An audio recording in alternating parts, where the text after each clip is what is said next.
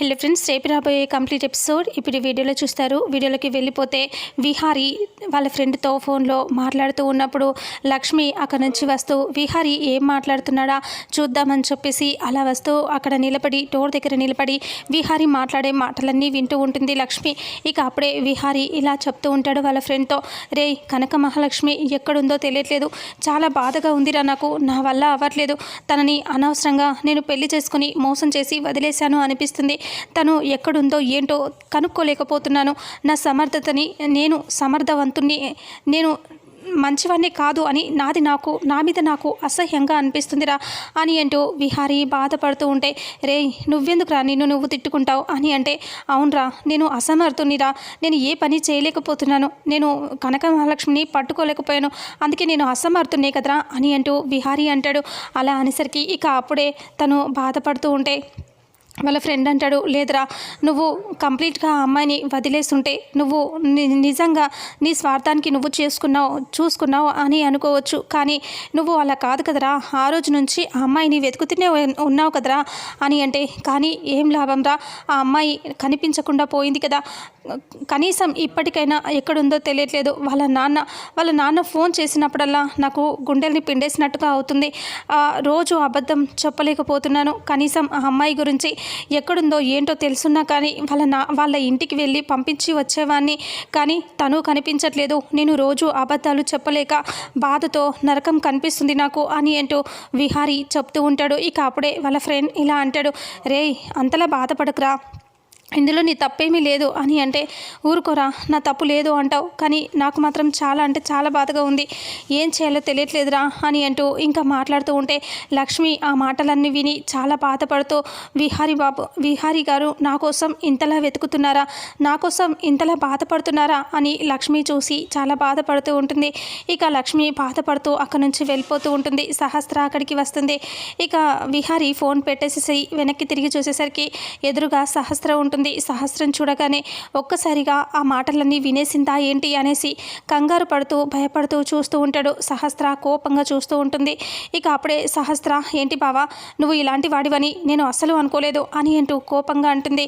అప్పుడే విహారీ టెన్షన్ పడుతూ, ఏంటి సహస్ర ఏం మాట్లాడుతున్నావు అని అంటూ టెన్షన్ పడుతూ అడుగుతాడు. ఇక అప్పుడే ఇలా అంటూ ఉంటుంది, చూడు బావా, నీ మీద ఇంట్లో అందరూ ఎంత నమ్మకం పెట్టుకున్నారు, నీ గురించి అందరూ ఎంత గొప్పగా మాట్లాడుకుంటున్నారు, అలాంటిది నువ్వు ఇలాంటి పని చేస్తావని నేను అస్సలు అనుకోలేదు బావా, అందరినీ నువ్వు ఇంత మోసం చేస్తావని కూడా నేను అనుకోలేదు అని అంటే, ఇంకా అప్పుడు విహారీ టెన్షన్ పడుతూ వినేసిందా ఏంటి అని తలదించుకొని కంగారు పడుతూ ఉంటే ఇక సహస్ర నవ్వుకుంటూ ఉంటుంది.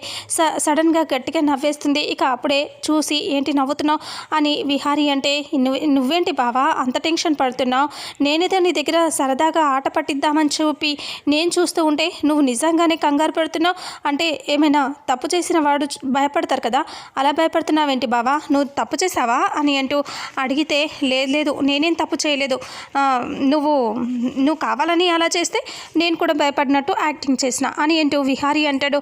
ఇక అప్పుడే సహస్ర నవ్వుతూ ఉంటుంది.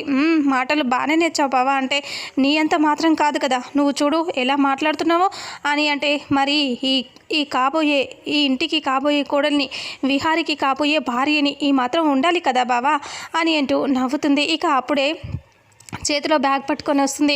ఆ డ్రెస్ చూపిస్తుంది విహారికి. ఈ డ్రెస్ చూడు బావా నీకు ఎలా ఉంటుందో అనేసి తీసి చూపిస్తుంది. అది తీసుకొని చూస్తూ ఉంటాడు విహారీ. ఇక అప్పుడే ఇలా అంటూ ఉంటాడు, ఇది దేనికి సహస్ర అంటే, దేనికి అంటావేంటి బావా, ఇది మన నిశ్చితార్థం కోసం అమ్మ ఎంత కష్టపడి సెలెక్ట్ చేసిందో తెలుసా, నీకు నచ్చిందా బావా అని అంటుంది. ఎందుకు నచ్చకుండా పోతుందిలే, అసలు వేల డ్రెస్లలో ఇదొకటి సెలెక్ట్ చేసింది, అలాగే చెప్పులు కూడా తెలుసా, చెప్పులలో మళ్ళీ ఆ చెప్పులు కూడా సెలెక్ట్ చేసింది, అమ్మ అంతలా సెలెక్ట్ చేసింది అంటే ఒకసారి ఆలోచించు, ఎంత కష్టపడి ఇదంతా సెలెక్ట్ చేస్తుందో అర్థం చేసి నచ్చుతుంది లే బావా, మా అమ్మ సెలెక్ట్ చేసింది కదా అని అంటూ నవ్వుతూ ఉంటుంది. అప్పుడే విహారీ డల్ అయిపోతాడు. ఇక అప్పుడు ఇలా అంటుంది సహస్ర, ఏంటి బావా మళ్ళీ డల్ అయిపోయావు అని అంటే, ఏమీ లేదు సహస్ర అని అంటాడు. సరే బావా నువ్వు వచ్చేసే కిందకి అనేసి సహస్ర అక్కడి నుంచి వెళ్ళిపోతుంది. విహారీ మాత్రం బాధగా ఆలోచిస్తూ ఉంటాడు. ఇక ఆ తర్వాత పైన లక్ష్మి బట్టలు ఆరబెడుతూ ఉంటుంది. ఇక అప్పుడే విహారీ వాళ్ళ అమ్మ ఇచ్చిన షర్ట్ ఉంటుంది కదా, అది తీసుకొని చేతిలో పట్టుకొని అలా చూస్తూ ఉంటుంది. ఇక ఇలా అనుకుంటూ ఉంటుంది, అమ్మగారికి వాళ్ళ ఆయన అంటే ఎంత ప్రేమో, అందుకే ఇన్ని సంవత్సరాలైనా సరే ఈ బట్టల్ని అలాగే దాచిపెట్టుకున్నారు అని అనుకుని ఆ బట్టల్ని పిండేసి ఆరేస్తూ ఉంటుంది. ఇక అప్పుడే అక్కడికి విహారీ వల్ల మావయ్య అతను వచ్చేస్తాడు. అతను అలా పైకి ఫోన్ మాట్లాడుతూ వస్తాడు. వస్తూనే సడన్గా లక్ష్మి కనిపిస్తుంది. లక్ష్మిని చూడగానే చాలా కోపంగా అక్కడికి వస్తాడు. వచ్చేసి ఇంకా సీరియస్గా వెనక నుంచి చూస్తూ ఉంటే లక్ష్మికి అనిపిస్తుంది ఎవరో నా వెనక నుంచి వచ్చారు అనుకుని వెనక్కి తిరిగి చూసేసరికి అతను వెనకాలే ఉంటాడు. అతన్ని చూడగానే ఒక్కసారిగా భయపడి అలా టెన్షన్గా చూస్తూ వెనక్కి వెళ్తూ ఉంటుంది. అక్కడే ఉన్న చీర ఒకటి ఇలా లాక్కొని దాన్ని ఇలా చుట్టేస్తూ ఉంటాడు. ఇంకా అప్పుడే పైకి వెళ్తూ ఉంటాడు. ఏంటి ఏమనుకుంటున్నావే నా గురించి? నేను ఏం చెప్పాను, నువ్వేం చేస్తున్నావు? నిన్ను ఆల్రెడీ హెచ్చరించాను, బెదిరించాను, భయపెట్టాను, వెళ్ళిపోమని చెప్పాను, చంపేస్తానని హెచ్చరించాను, అయినా సరే వినిపించుకోవట్లేదు. నేనంటే లెక్కలేదా నీకు అని అంటూ లక్ష్మి పైకి వెళ్తూ ఉంటాడు. నన్ను చూస్తే నీకు తమాషాగా కనిపిస్తున్నానా? నిన్ను చంపలేను అనుకుంటున్నావా నువ్వు అని అంటూ కోపంగా అంటే ఇక అప్పుడే తను మాత్రం టెన్షన్ పడిపోతూ ఉంటుంది. ఇక అలా పైకి వెళ్తూ అది కాదు, అమ్మగారు బాధపడతారని నేను యమునమ్మ గారు కోసమే ఉన్నాను తప్ప నేను కావాలని వెళ్ళిపోకూడదని కాదు అని అంటూ లక్ష్మి చెప్తుంది. యమునమ్మ గారైనా ఎవరైనా సరే నేను చెప్పాను కదా నిన్ను వెళ్ళిపోమని, ఈ ఇంట్లో అడ్డు అదుపు లేకుండా తిరుగుతున్నావు అని అంటూ సీరియస్గా అంటాడు. ఇలా అంటాడు మళ్ళీ. చూడు, నువ్వు నేను చేసిన దొంగతనం గురించి బయట పెట్టాలి అనుకుంటున్నావేమో, నిన్ను చంపి పాతరేస్తానేమనుకున్నావో అని అంటూ లక్ష్మి పైకి వెళ్తూ ఉంటాడు. ఇక అప్పుడే లక్ష్మి అలా వెళ్తూ భయపడుతూ ఉంటుంది. చూడు, నిన్ను చంపేదాకా నిన్ను వదిలిపెట్టను అని అంటూ ఇలా పైకి వెళ్ళేసరికి అటు నుంచి ఇంకా ఒక్కసారిగా పని అమ్మాయి తనకి లక్ష్మికి తోడుగా ఉంటుంది కదా, ఆ అమ్మాయి వస్తుంది. లక్ష్మి అనుకుంటూ వస్తుంది. లక్ష్మి సడన్గా అటువైపు చూసి టెన్షన్ పడుతూ ఉంటుంది. ఏంటి లక్ష్మి, ఇంకా ఎంతసేపు ఆరేస్తావు బట్టల్ని? తొందరగా రా, అక్కడ వేరే పనులున్నాయి అని అంటే ఇంకా అప్పుడే లక్ష్మిని ఇలా చూసి సైగ చేస్తూ ఉంటాడు. ఆ అమ్మాయికి చెప్పొద్దు అనేసి. అప్పుడు లక్ష్మి సరే అనేసి ఇంకా అదే ఆ అమ్మాయి రావడంతో అక్కడ నుంచి తప్పించుకొని బయటికి వచ్చేస్తుంది. ఇక అప్పుడే అతను మిస్ అయిపోయింది అని అనుకుంటూ ఉంటాడు. లక్ష్మి కిందకి వెళ్ళిపోతుంది. ఇక ఆ తర్వాత అందరూ బయట హాల్లో కూర్చుని ఇంకా గోరింటాకు పెట్టుకుంటూ ఉంటారు. ఇక సహస్ర గోరింటాకు పెట్టించుకుంటూ చాలా హ్యాపీగా ఎంజాయ్ చేస్తూ ఉంటుంది.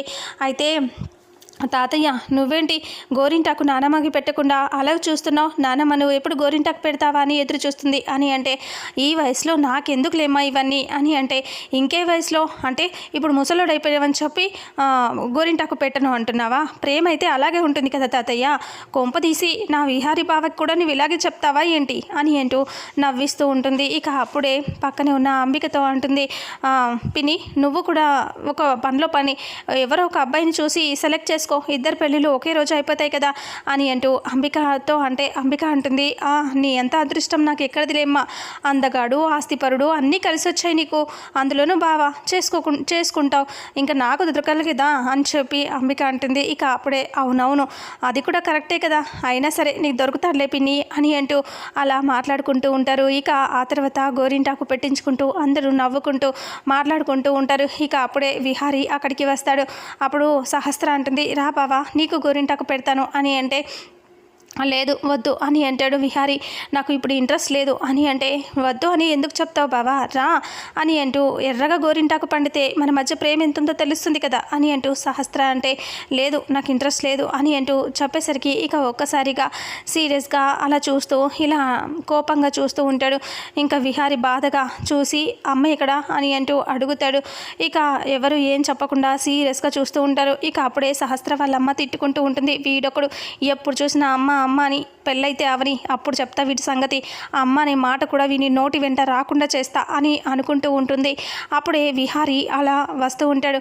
ఇంకా సీరియస్గా ఆలోచిస్తూ ఉంటాడు, ఏంటి తాతయ్య అమ్మని పిలవలేదా, లేకపోతే అమ్మ ఇక్కడికి రాకూడదా అని అంటూ చెప్తూ ఉంటే, ఇంకా నువ్వు అనుకున్నదే కరెక్ట్రా అని అంటాడు వాళ్ళ తాతయ్య. అలా అనేసరికి విహారీ అమ్మ అని చెప్పి పైకి వెళ్ళిపోతాడు. ఇక పైకి వెళ్ళి వాళ్ళ అమ్మని తీసుకొని అక్కడికి వచ్చేస్తాడు. అలా వచ్చి అక్కడ నిలబడతాడు. ఇక్కడేమో లక్ష్మి వంట చేస్తూ ఆలోచిస్తూ ఉంటుంది. ఇంకా అప్పుడే పండు అక్కడికి వచ్చి ఇలా అంటాడు, లక్ష్మమ్మ నీ వంట చూస్తుంటే తినాలని కాదమ్మా, ఈ వేలు ఈ ప్లేటు అన్నీ నాకేసేయాలి అనిపిస్తుంది, అంత టేస్ట్గా ఉంటుందమ్మా అని అంటూ పండు అంటాడు. నువ్వు ఇలాగే చేసావంటే నాకు ఉద్యోగం పోతుందమ్మా, నువ్వేం బాధపడకు పండు, నేనేదో అలా కొద్ది రోజులు ఇలా ఉండి అలా వెళ్ళిపోయేవా దాన్ని, నీకెందుకులే నీకేం కాదు అని అంటే, అలా అనొద్దమ్మా, నువ్వు యమునమ్మ గారు తీసుకొచ్చిన అమ్మాయివి, నువ్వు ఇంటి అమ్మాయివి అయిపోయావనుకో, ఇంకా ఇలా పని చేసుకుంటూ ఉండాల్సిన అవసరం ఏంటి నీకు, నువ్వు ఇంటి అమ్మాయివి, నువ్వు వెళ్ళాల్సిన అవసరం లేదు అని పండు కామెడీ చేస్తూ నవ్విస్తూ ఉంటాడు లక్ష్మిని. ఇక ఆ తర్వాత విహారీ పైకి వెళ్ళి వాళ్ళ అమ్మని తీసుకొని కిందకి వచ్చేస్తాడు. అందరూ కూడా అలా సీరియస్గా చూస్తూ ఉంటారు. ఇక అప్పుడే తీసుకొచ్చేసి అమ్మ ఇలా కూర్చో అని అంటూ సహస్ర వాళ్ళ అమ్మ పక్కన కూర్చోబెడతాడు.